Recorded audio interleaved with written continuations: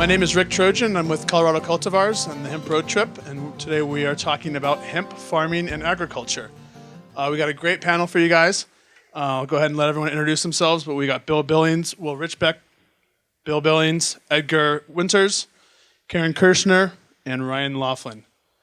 So Rich, if you want to go ahead and introduce yourself and then kind of tell us what some of the biggest opportunities you see for farming and some of the challenges you face, and then what we'll do is we'll open up to questions for you guys. Okay. So my name is Rich Becks, and I'm a hemp farmer. Used to be a vegetable farmer. We still are. Vegetables and fruit. We have a 60-acre research and development farm in Bayfield, Colorado, between Durango and Pagosa Springs. And we're sort of a technology company too, so we work on sort of cutting-edge technologies like passive solar greenhouses, a mobile hemp extractor that we have out front, and a bunch of other things that we're doing to try to help farmers become successful at this. And so the big challenge that I see is how can we avoid turning hemp into corn? And I would really like to find a way to help farmers add more value. And if they can add more value, they can escape the role of being a price taker. And so I'm trying to create technologies that will allow you to do that. And because my overall goal is to help relocalize the food system and to invest in rural communities. And so adding more value locally is really what we're all about. So that's the biggest opportunity. The challenge is the supply chain, the value chain. This has not been worked out yet. Certainly hemp it's unfolding as we are now. There's a lot that still needs to be invented and needs to be done, and there's a lot of great people working on it. But we're winging it, and it's really difficult to fund a venture, with a real immature market like we have today. So I would say supply chain is the demand, and supply chain is probably the biggest challenge that I see facing us. Afternoon, my name's Bill Billings. I'm with Colorado Hemp Project and Nature's Root. Started farming 2014, right after the gentleman at the end here, Ryan Loflin. I think everybody owes him some gratitude for telling all the feds what to do and putting his ass on the line there back in 2013. And without him, we wouldn't have nothing here, and another wonderful panel here. But anyway, I think the biggest challenge in this industry right now is the infrastructure that is needed to, after harvest, where to go with all the product. I know a lot of the people are doing the CBD oils and all that, and we're doing some of that. But most of the money eventually is going to be made in the fiber and herd part of the plant, and the seed that you can make hemp hearts out of. Nutritional value of hemp is now considered a superfood because the hearts balance in omega-3, 6s, all the amino acids you need in your body, and got more protein than anything. So you can use it as a human. You can give it to your animals. A lot of things. The farmer's biggest challenge now is the low price of commodities. I mean, they're losing money before they even put corn in the ground, soybeans, sugar beets, wheat, everything. You really don't make a decent living. And when the infrastructure and everything gets put together here in the hemp industry, the farmer will be able to make a better living and use less water, help the environment, and help everybody's health. So I think that is the biggest challenge right now, is getting the processing infrastructure and the marketing. And education also is probably one of the bigger things, because most people, you mention hemp, they think it's pot, and that's all a perception. And people got to get out and get the word out, show what hemp really is. Out of, 38 developed countries, 37 of them grow hemp legally. United States is the only one.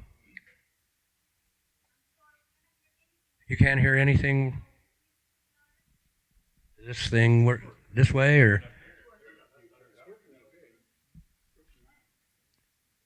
Okay, well, I'll answer any questions you have. I was just telling about what's needed. The infrastructure for the hemp industry is going to be the biggest challenge right now. Still can't hear nothing back there? Teeny bit? How about this one? Okay. All right. Hate to go over everything again because we ain't got much time, but the whole industry, what we need is better infrastructure for processing, developing, and that's probably the biggest challenge right now. I'll pass this on down to these guys so they can talk. Good day. My name is Edgar Winters. I'm from the state of Oregon. I'm executive director of Oregon Agriculture, Food, and Rural Consortium. It's an industrial educational service network where we teach and show people how the viability of industrial hemp and farming techniques in general, not just hemp or marijuana, but fruits and vegetables as well. I'm also COO of Natural Good Medicines, which is a for-profit corporation we have in Oregon. We make hemp products from lotions, salves, shampoos, soaps, much better. So we do that as well, but I'm more of a farmer on the bottom end. I do a lot of research and development in the cannabis business for 45 years now. Right here, fine? Okay, great. I'm Edgar Winters again. Not the musician, but one of the Edgar Winters for sure. If you notice, my last name has an S on it, so that makes the difference. But no, I'm from the state of Oregon, and I was the first licensee in Oregon in 77 years to get their license to grow industrial hemp. And since then, it's been a whirlwind, and that was back 2 years ago. And we started out as a 10-acre farm. Now we've journeyed up to over 200 acres this coming year we're going to be doing. So there's a big jump. It's probably too big a jump for us. But once you get into this hemp business, it seems it just absorbs you, and before you know it, you're participating in all parts of the plants. And you had one idea of what you wanted to do, and you end up finding there's several things that you have to do to get that one idea accomplished. So we're looking real forward to having a hemp program in Oregon. We're way behind Bill and these guys by a couple of years, but we enjoy what they're doing. We've learned a lot here in Colorado for our hemp program. And we hope to be up with those guys next year for sure. Okay, everybody hear me? Okay, I'm Caren Kershner. I live in the San Luis Valley, which is the largest high altitude valley in the world, which is in south central Colorado. And I taught science for 20 years. So when hemp came on board, I was really interested in the research aspects. So for the last 3 years, I have done different experiments. The first year, I just wanted to see if it would grow at 8,000 feet, which it did. Second year, I did dryland farming, and I also did soil testing. And I found that the seeds that I used the second year weren't terribly viable. And so this past year, I did soil testing again, germination and soil testing. I also did a lot of interplanting because early on, the neighbors came over and said, "We don't want your hemp pollinating our pot crops." And so it was like, well, I'll do whatever I can to help reduce that possibility. And so I've done a lot of interplanting with sunflowers. I've also done some deadheading. I will be at the booth up in the corner. I've got a lot of graphs. We couldn't get those loaded. But if anybody is interested in seeing the graphs as to how things grow here, or at 7,965 feet, that would be great. I've also sponsored a lot of hemp workshops in the southern part of the state because we're kind of the forgotten part of the state. And I have an industrial hemp page. It's called Colorado Industrial Hemp Coalition. That's on Facebook, and it's just an educational page because I taught for so long, and I feel like education is the big thing. As far as the challenges, I would have to agree with Bill. The infrastructure simply is not in place yet to support the number of farmers who are interested in getting involved with hemp. And my heart is with the farmers. I live in an ag community, and I see it as such an opportunity for our farmers who have been growing alfalfa to reduce their water consumption, to get a crop which may have a better financial return than alfalfa does. So I'm going to turn this over to Ryan. Thank you. Thanks, Caren. My name is Ryan Loflin. I'm a fourth-generation Colorado farmer, and in 2013, I planted 65 acres of industrial hemp and was able to harvest it without the DEA coming involved, and so that was a plus. And so, yeah, we're just kind of building on that momentum that we've had. We are putting in some processing on the farm. We're putting in a pelletizing line for pelletizing every aspect of the plant from the flower that then we can extract the pellets.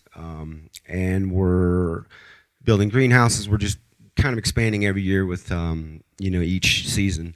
And I have to agree with everybody on the challenges. I mean, everyone's correct. I mean, really, there's a lot of challenges with this industry. And, of course, processing is one of the most important factors. And a steady, legitimate price. We need an even price on seed all the way across the valley, across the state. And I think, until we can kind of really get that established, it's really hard to convince, full-time, hard, old farmers that this is the way to go, because there's just no consistency right now. So, I think it's a great opportunity for America, not just farmers. It really is. It's down to the processing, down to everything. Really, it really will be trickle down economics. This will work, and so it's just a great opportunity for America. It truly is. And thanks for the opportunity to speak. If you got any questions. Thank you, Ryan. As you can see, guys, we have a great panel, so I'll just open up to you. I know you guys have tons of questions, so raise your hands. We'll pass it around, and then the panel can answer. It seems like it's a little bit of a catch-22 right now in terms of getting involved as a grower. Processing is not there yet. So does a potential farmer wait till the processing's there? And what's going to trigger the processing to come in timing of growing? So it seems like both have to happen together, but will that actually happen that way?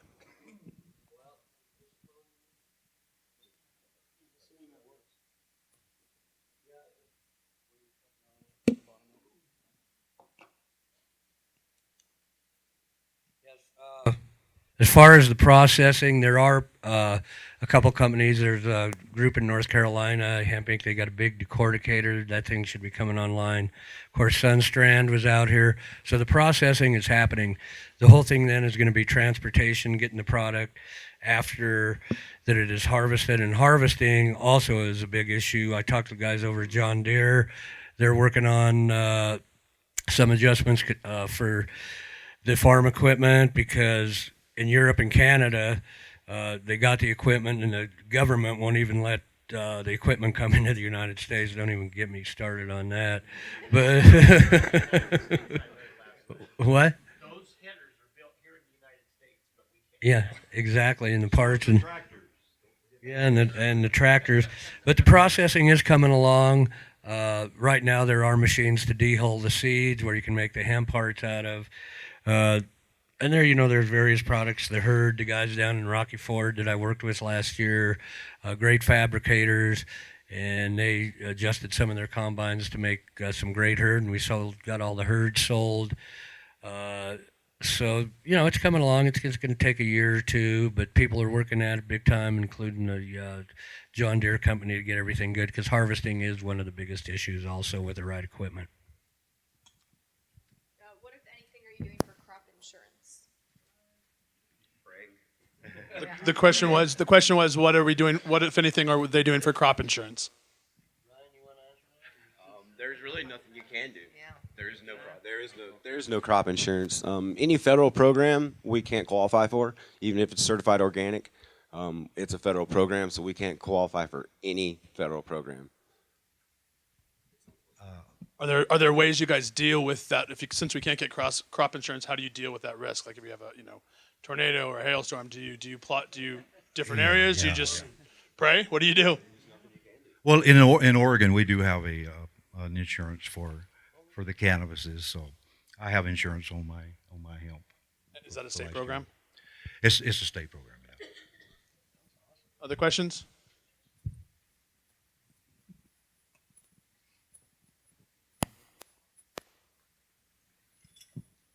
Just out of curiosity, how long do you think before U.S. prices can compete with Canada's prices?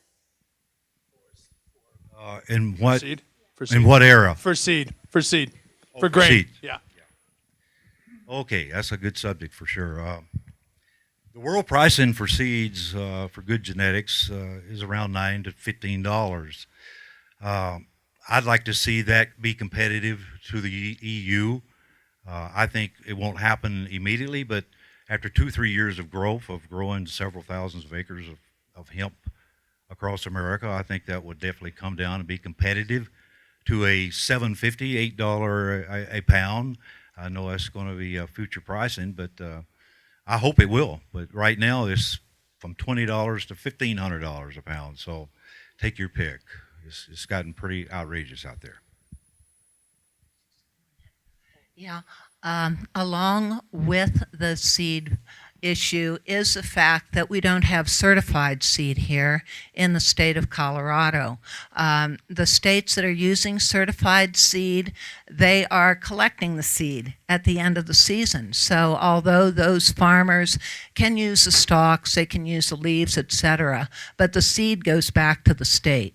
So this year Colorado is trying to implement a certified seed program where our farmers can actually begin to grow seed and go through the process of getting it certified. It's not just a one-year shot. You have to have several years, and you have to have it grown by another farmer in a different area and things like that before they'll give you the certification or the registration. But we're working on that as well. And once that happens, we should have lower price seed here. Let's focus on the economic side of things. Last year, what was your revenue on the average per acre, and what was the cost of inputs? That's a good question. You see, nobody wants to answer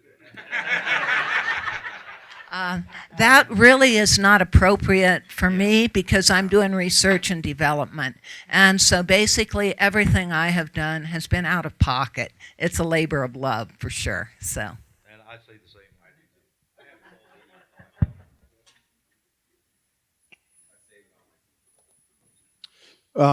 Do you have any feedback on using water-soluble fertilizers, success or failures with the hemp plant? I'm an organic farmer. Even though Oregon does not recognize our hemp seed as organic, I still do it organically. And the question was, again, what was the question again? Water. Fertilizer. I'm working with a group out of California who has a water-soluble organic fertilizer. It's all vegetable proteins is what it is, and chicken manure. So we're working with chicken manure and vegetable proteins as a foliage for our hemp.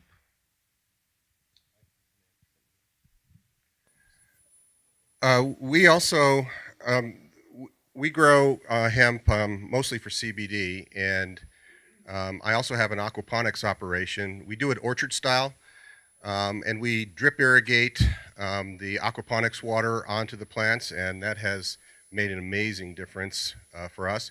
We also mix our own compost teas, and we will inject that into our drip system. So what we try to do is to go no-till as much as possible, and we found that we can get some pretty decent yields using organic fertilizers.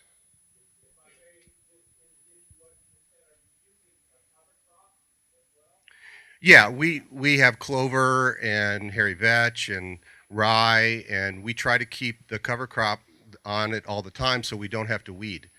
And we've had some pretty good success of avoiding weeding just by doing that.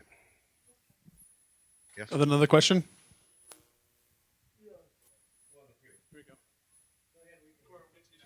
I just want to know if you have any tricks about deer and rabbits on how to avoid them from eating your crop.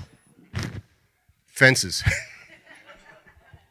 Yeah, we had a lot of deer down in the fields down there. They just went and hang out. They didn't eat it too much. They just kind of hung out there. The biggest problem is the birds.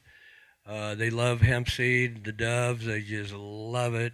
and it's amazing they would just pick out the best seed there was, and the guys, shoot them, cut them open and stuff, and they'd have the best seed in there. So the biggest problem, that's the truth.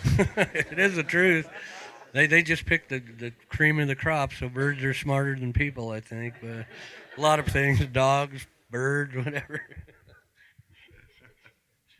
Yeah. Well, I wanted to.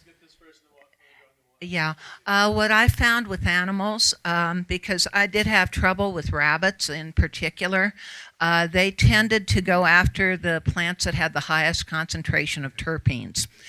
They liked the fragrance. And so what I did was I bought a whole bunch of those little dollar pinwheels, and I just put those around the bed, and that reduced some of their coming in because they saw the movement and they didn't like the movement. So that's just one suggestion. Once the plants got larger, there wasn't really a problem. It's only the tiny plants that they want to munch on. So Have y'all seen a difference between the yields on the hemp that's under center pivots and what's under drip irrigation? Are they using drip lines also? Well, in Oregon, we're not at that stage yet. We're wanting to do some considerations of some pivot irrigation, but we're just not there yet, and we need a lot more research on that. The best results we had were flood irrigation. I'm sure drip irrigation would probably be the best, and you can regulate everything. You're not going to use as much water. But the pivots seem to evaporate more, and they wouldn't go all the way down to get the roots. Some weren't long enough because the hemp got so tall. So that was kind of an issue. But of all the different fields we've done, we've had the best success with flood, even though we haven't done drip. I've done both. We have center pivots, and I run center pivot, and I also installed a raised bed drip system out of a dirt bed, and then you install drip in the bed. And really, the drip is the way to go. It's pretty costly to get involved in the beginning, but it's such more efficient, and actually the seed size, I believe, is bigger because of it. But I still use center pivot, and you can see the water where your first 3 towers are, where your best water is. Your crop is bigger, and it's just. It's like corn, and it does like water, and so wherever it gets the best water, it performs the best. Spacing, or what was? Someone shot out a question here. What has been the best spacing between your plants? That also depends on what you're growing it for. You had a specific part of the plant you're inquiring about? For CBD. She's asking for CBD. For CBD. For CBDs, what we did, we spaced it about 2 to 3 feet apart. We grew it just like it was marijuana, to be honest with you, in Oregon. A lot of our farmers do CBD flowers that way. So further spacing means more branching. So when you get more branching, you're going to get more flowers. If you're growing it strictly for the fiber, it's going to be straight up, real close together. So it just depends on what part of the plant you really want to grow for. Bill, do you want to comment on spacing for fiber? Spacing for fiber, pretty much plant it like corn. Everybody's, got theories on how many pounds per acre you use. We had better results using less, actually. The plants need to breathe. So the spacing was just planted like corn, 2 to 3 inches apart.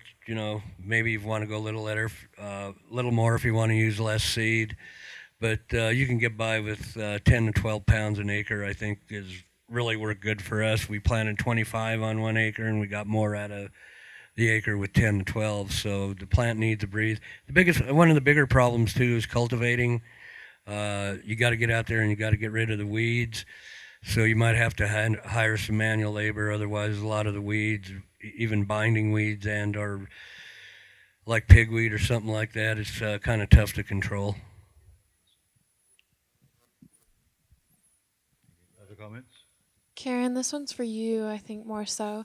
I work on a biodynamic farm, and I'm really interested in what you guys have had success with companion planting. Could you repeat the end of that again? What plants do you find most successful for companion planting? Okay. What I did this year was not really so much for companion planting as for pollen traps. And that was sunflowers, and I also planted some corn. The corn really did not perform very well. It didn't grow as tall as the sunflowers. Other than that, hemp is really a hardy plant. I mean, it really does not require things like growing tomatoes with basil or something like that. I find that hemp pretty much grows where you plant it, and coming in the spring, you're going to find that you've got volunteers from the previous year's crop, and you really don't have to do anything except hope that grows because it's more acclimated to your environment. I think that's one of the big things we need to look at in Colorado because we have so many microclimates here, and you probably do in Oregon as well. What's growing for Bill is not necessarily what's going to grow for me or what's going to grow for Ryan. With the companion planting, I personally like to plant pretty close because it really reduces the weeds. And if you're planting for a fiber crop, that's probably the best way to go, is just to plant everything just a few inches apart, and you get no weeds whatsoever in that case, which is very nice when it comes to harvesting. The people I know who have grown for CBD, most of them do plant pretty far apart. I've seen CBD plants that look like pinon trees. I mean, they're just huge, and so those are a little bit different. You want to give them more space, but I don't know of anyone else that's really tried much companion planting. Like I say, I did that mostly for pollen traps. Any of you guys do companion planting? Okay, I'll pass this to you, Rich. Yeah, we would like to. I'd like to experiment with tomatoes and hemp and see how that works. I mean, I at least could say that this field is organic because I grow organic tomatoes, and see if we can interplant hemp. But we haven't had any experience yet on that, but that's on our plate right now. Anyone else have some questions? Oh, there we go. What are you using for rotation? What are you planting and rotating in with? What are you planting to rotate in with hemp?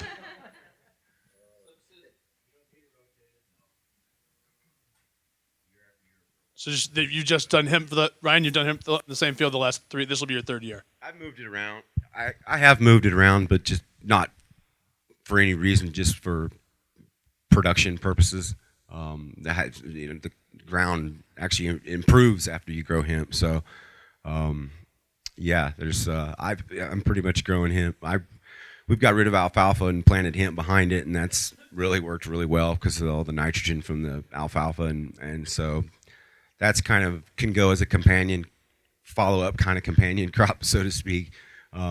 We are going to plant some barley around our circles this year because we've had some terrible grasshopper issues, and so my grandfather, they used to plant barley around the wheat fields just to keep the grasshoppers out. And so we're going to try to do a little bit of that as far as a companion crop goes. On a rotational basis, hemp can increase yields of corn 6 to 8% and tobacco 20 to 25%. So Thomas Jefferson grew it on the same land for 14 years in a row. So we're getting there. What's your water usage, and how often do you water? I've gone completely dry land. We had a really good year last year. We had a lot of rain, and the place where I grow is on an acequia, which is a ditch. The Swatch County doesn't really go for the ditches like in Conejos County and some of the southern counties in the valley, the Spanish farmers who have been there for almost 200 years, they laid claim to common acequias, common water, to grow their crops. I have a ditch that runs about once every 20 years on the north end of my property. So this year I simply filled 55-gallon drums and fit them with hose fittings and stuff.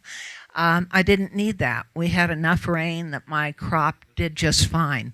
That's not true every year, and so I'm going to let somebody who measures their water answer that question. We watered half as much as we do our alfalfa. When we run our center pivot, we usually watered about 12% for alfalfa. That's pretty slow. It takes about 2 days to get around, and so we did about 20%. And even less than that, and on my drip system, I only ran it once a week, even when it was 110 in the summertime. And so you just kind of watch the plant and give it what it needs. Really, you just got to pay attention to it. This one down here. What about pruning for CBD? I think Rich could probably answer this one the best since he grows some of the best CBD plants around. We do prune to try to just increase the air circulation around the plants. Also, customers don't like seeing some of the yellow fan leaves, so we do that if we have to. We try not to. What we find is that if you provide just a superior level of nutrients to the plant, you don't get as much of that, and you don't have to do as much pruning. We like to keep a little spacing between our plants, like you were saying, Edgar, 5 by 5 in an alternating kind of pattern. We like to see a lot of airflow going through the field because healthy plants don't get attacked by pests. And I'm a real believer in the fact that you just focus on the plant, make it as healthy as you can, and you can avoid so many of the pest problems that other people have by doing just too much crowding. Growing for CBD, the margins are so good you don't have to push it. I would say invest in your soil, and it just pays back in the long run. I'd like to see more people growing CBD hemp because it will restore a lot of the acreage that we have out there because you can afford to do it. How about in terms of the height of the plant? For CBD, yeah, just a follow-up question. What about the height of the plant? Mine was 15 feet tall, so it can vary from 3 feet to 15 feet, depending on your strain as well. 15 feet tall by the girth was very small, 3 feet maybe. We're wondering if you're drilling. This is for Rich. If you're drilling in, or if you're planting plants, seedlings in the field. In the field. Yeah, we right now we're drilling, and drilling is expensive, I will tell you. But I look at it like putting money in the bank because I'm putting the best soil into those holes. And when we do get rain, it's like a sponge. It's just amazing the amount of water that the field holds now. And every year the field gets better and better and better. And that's because of no-till? It's because I use no-till. So what I do is I take the soil out of the greenhouse that I've had a prior harvest on, and I will let that compost for a year, and then I take that soil and I use it out in the field. More questions? How do you harvest seed on a large scale without equipment? It's real hard. A lot of volunteers. If you get, first year we had 2 acres, we had all volunteers. But if you don't have equipment, it's very difficult. And there is some equipment we used last year that the farmers did fabricate. Corn headers, some guys used combines. Combines seem to wrap up a little bit. The corn headers seem to work the best out of the 2 pieces of equipment that was used on the farms I worked with. Maybe Ryan can answer this a little better too. Yes. A combine is your best way to harvest. High horsepower, newer conventional combine is the way to go. Or you're going to be, it's impossible. It's just, you can't do it without it. It's just impossible. It's too much. When you're doing 100 acres, it's impossible. It really is. You'll lose your crop before you can harvest it. Also, harvesting by hand. What I found is about the third crop that I harvested by hand, I started getting a really bad rash on my arms.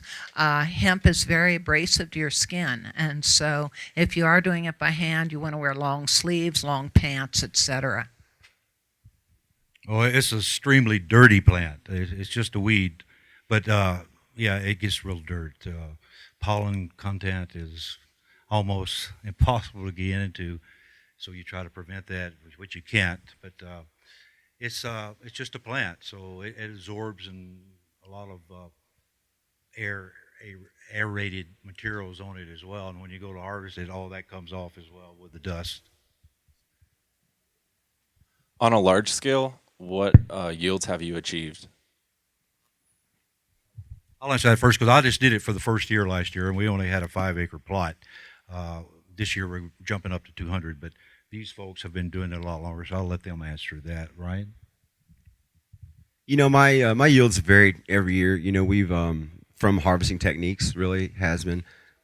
Last year we averaged. You know, in fact, we haven't even completely weighed all our seed from last year because I'm not selling it. I just replant it back, and so roughly from 600 to 800 pounds an acre is kind of what we've been averaging of seed, and then stock, you know, roughly about 2 ton an acre.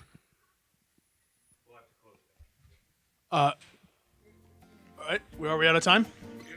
Thanks, guys. Appreciate it. Thank you to the panel.